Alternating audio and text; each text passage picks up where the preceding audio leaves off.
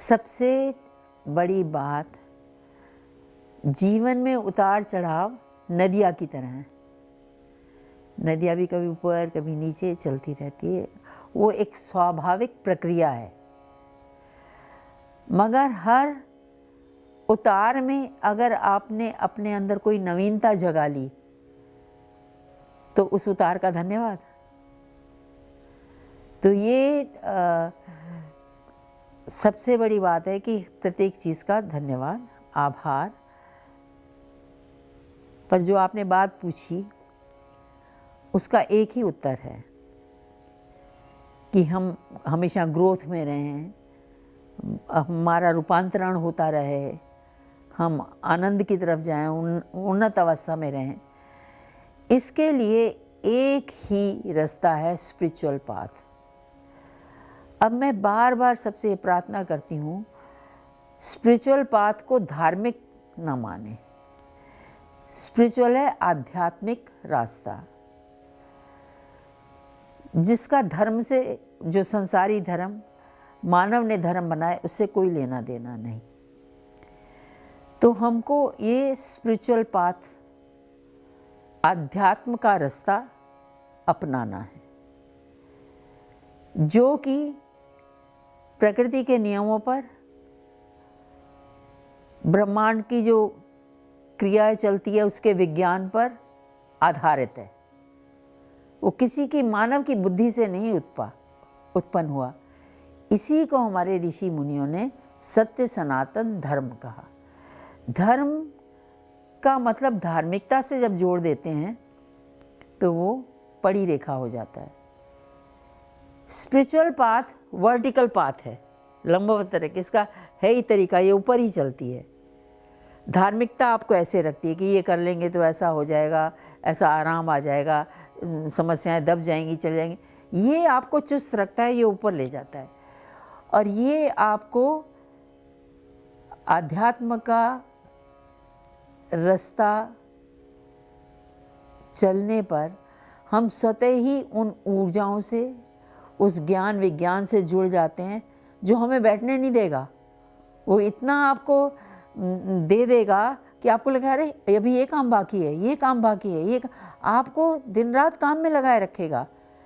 तो इसके लिए ये स्वतः ऊर्जा से जोड़ता है आपको हर कर्म किस तरह से करना चाहिए इसका रास्ता दिखाता है।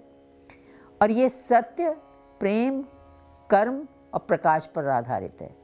सत्य वही, जो सोचो वही बोलो, वही करो। ऐसा करने में अपने आप व्यर्थ के शब्द आपके जीवन से निकल जाएंगे।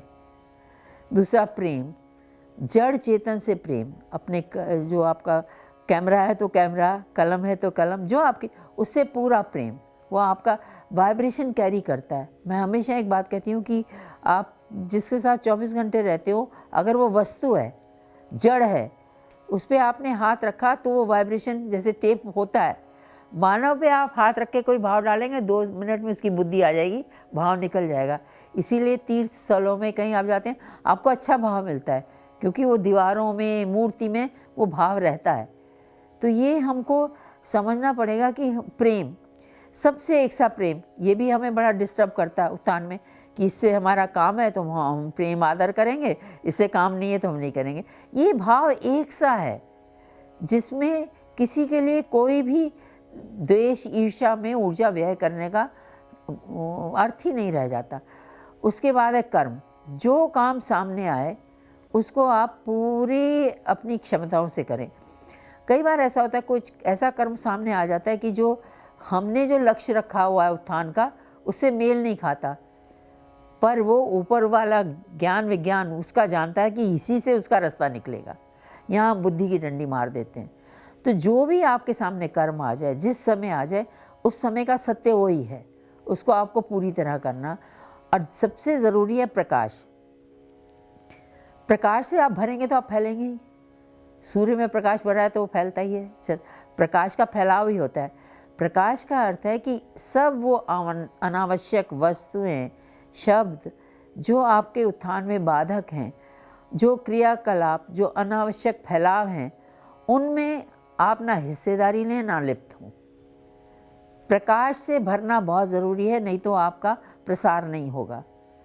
नहीं तो हमेशा एक मैं शब्द कहती हूँ, झूठ का प्रचार होता है और सत्य का प्रसार होता है, प्रकाश का प्रसार होता है। तो ये 4 चीज़ें, 4 स्तंभ हैं, सत्य, प्रेम, कर्म और प्रकाश। इसको करें। और सही स्पिरिचुअलिटी का मतलब है doing things in right spirit. हर एक काम आप सही स्पिरिट क्या है? स्पिरिट आत्मा को कह लीजिए। आत्मा का गुण क्या है? वो हमेशा आनंदित रहती है, वो मुक्त है, वो कहीं लिप्त नहीं है, और जहाँ जो भी उसके पास भी आता है उसको भी आनंद ही मिलता है। तो हमको अपने को ही देखना है कि क्या हमारे आभा मंडल से वो किरणें निस्तीर्ण हो रही हैं जो औरों को भी आनंदित करती हैं, मधुरता देती हैं, ज्ञान का प्रकाश करती हैं या प्रेरित करती हैं। तो उत्थान का मार्ग यही है, ट्रू स्पिरिचुअलिटी को हम उससे अलग करके नहीं देखें।